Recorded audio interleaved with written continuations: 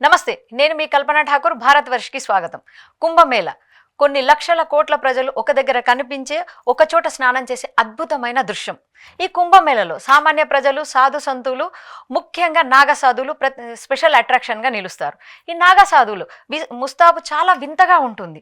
ఒంటి నిండా దిగంబరులుగా ఉండి ఒంటి నిండా భస్మం, నుదుటిపైన ఎర్రటి కుంకుమ, కళ్ళకు కాటుక, జడలుగా ఉన్న పొడవాటి జుట్టు, మెడలో రుద్రాక్షలు, ఒక చేతిలో డమరుకం లేదా త్రిశూలం, ఇంకొక చేతిలో ఈట లేదా కర్రతో చూపరులను ఆకర్షిస్తుంటారు.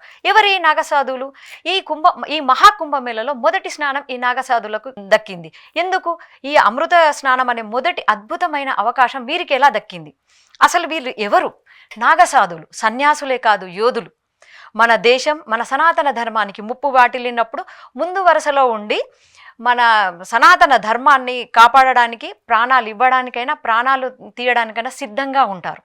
అందుకే వీరిని సనాతన ధర్మ పరిరక్షకులు అంటారు.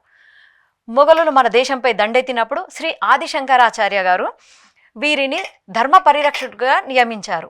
వీరు మొఘలుల 30,000 సైన్యంతో కేవలం 4,000 నాగసాధువులు పోరాడారు. అందులో 2,000 నాగసాధువులు ప్రాణాలు విడిచారు. అయినా సరే 30,000 మొఘలు సైన్యంతో కనీసం 3 అడుగులు కూడా మన వైపు పడకుండా విరోచితంగా పోరాడారు. ఈ పోరాట ఘట్టాన్ని మొత్తాన్ని గోకుల్ యుద్ధంలో రాసి ఉంది.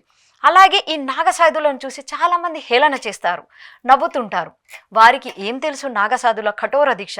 నాగసాధువులు శివుని ఆరాధకులు. వీరు శివుని ప్రమదగణం నుంచి పుట్టామని భావిస్తుంటారు. అలాగే వీరు మోక్షాన్ని వద్దంటారు. జనరల్గా మనం మానవ మాత్రలో మోక్షాన్ని కోరుకుంటాం, కానీ ఈ నాగసాధువులు మోక్షాన్ని వద్దంటారు. వారికి ప్రతిసారి జన్మ ఉండాలి, ఆ జన్మలో మనుష్యులుగా పుట్టి శివుణ్ణి ఆరాధిస్తూ ఉండాలంటారు. ఇలాంటి నాగసాధువులు అసలు ఎందుకు బాహ్య ప్రపంచానికి దూరంగా ఉంటారు? వీరు అసలు ఎక్కడ ఉంటారు? ఇది ఎవరికి తెలియదు కదా, మనందరికీ సందేహం కదా. నాగసాధువులు వీరు బాహ్య ప్రపంచానికి దూరంగా హిమాలయాల్లోనూ, అలాగే గిర్నార్ కొండ, గుజరాత్లోని జూనాగఢ్ గిర్నార్ కొండల్లో వీరు నివసిస్తుంటారంట. ఈ నాగసాధువులలో ముఖ్యమైనది వీళ్ళు కఠోర నియమాల గురించి మాట్లాడంటే, వీరు ఒక సన్యాసి నుండి నాగసాధువుగా మారడానికి ఒక గురువు దగ్గర 12 సంవత్సరాలు శిక్షణ పొందిన తర్వాత నాగసాధువుగా మారాక వీరు ఒంటిపూట భోజనం చేస్తారంట. అది కూడా భిక్షటన చేసి. ఆ భిక్షటన కూడా నియమాలు ఉంటాయి. వారు ఆ భిక్షటన కూడా 7 ఇండ్ల వరకు చేయాలి. ఆ 7 ఇండ్లలో ఏది దొరికితే దానినే తినాలి. 8వ ఇంటికి పోకూడదు, పస్తు ఉండాలి, కటిక నేలపైన నిద్రించాలి. అలాగే బ్రతికుండగానే వీరు పిండ ప్రదానం చేస్తారు. మనలో ఎవరైనా చనిపోతే పిండ ప్రదానం చేస్తాం, కానీ వీరు బ్రతికుండగానే 70కి పైగా పిండ ప్రదానాలు చేస్తారంట. చూడండి, అందుకే వీరిని సనాతన ధర్మం కోసం ఎప్పుడు ముప్పు వాటిల్లినా వీరు ముందుంటారంట. అందుకే వీరిని సనాతన ధర్మ పరిరక్షకులు అంటారు. ఇలాంటి నాగసాధువులు ఎక్కడ ఉంటారు? కరెక్ట్ కుంభమేళ సమయానికి ఎలా వస్తారు? ఇది మన అందరి సందేహం కదా.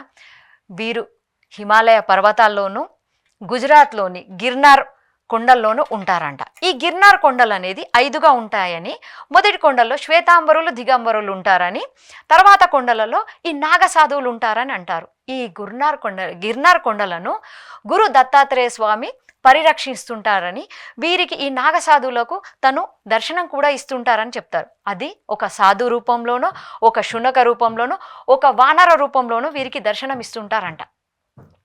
సో మనము ఇప్పుడు టీవీలలో ఈ మహాకుంభమేళను చూస్తున్నాం.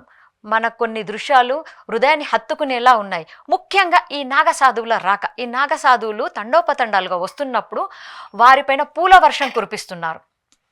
అవును కదా, పూల వర్షం. అది సనాతన గుండెని హత్తుకుంటున్నాయి. సో వీరికి ఆ సమయం ఎలా తెలుస్తుంది? ఈ నాగసాధువులు గిర్నార్ కొండలలో, హిమాలయాలో ఉంటారు కదా. కరెక్ట్ కుంభమేళ సమయానికి వీరికి ఒక శంఖానాదం వినిపిస్తుందట. ఆ సౌండ్ వినగానే వీళ్ళు తండోపతండాలుగా మన కుంభమేళకు వస్తారు. వాళ్ళు అలా వచ్చినప్పుడు యోగి ప్రభుత్వం వాళ్ళపైన పూల వర్షం కురిపించింది. అది మన సనాతన హృదయానికి హత్తుకునేలా ఉన్నాయి. అలాగే సామాన్య ప్రజలు, సాధు సంతువులు, నాగసాధువులు స్నానాలు చేస్తున్న పవిత్ర అమృత స్నానాలు చేసినప్పుడు కూడా పూల వర్షాన్ని కురిపించారు. చూడండి, ఇప్పుడు వీళ్ళ భద్రత విషయానికి వస్తే, ఇంత కుంభమేళలో కొన్ని లక్షల కోట్ల ప్రజలు ఉన్నారు కదా. భద్రత విషయానికి వస్తే, ఒక సినిమా రిలీజ్ అయితేనే అక్కడ తోపులాట, లాఠీ చార్జ్ జరుగుతుంది. ఒక రేషన్ షాప్లో క్యూ లైన్లలో తోపులాటలు జరుగుతుంది. అలాంటిది లక్షల కోట్ల ప్రజలు నాగసాధువులు వీళ్ళందరూ ఒకచోట ఉన్నప్పుడు వాళ్ళ స్నాన సదుపాయాలు కానీ వాళ్ళ భద్రత విషయంలో కానీ మిగతా వసతుల విషయంలో కానీ మన మోదీజీని యూపీ ప్రభుత్వాన్ని అభినందించాల్సిందే. జై కుంభమేళ.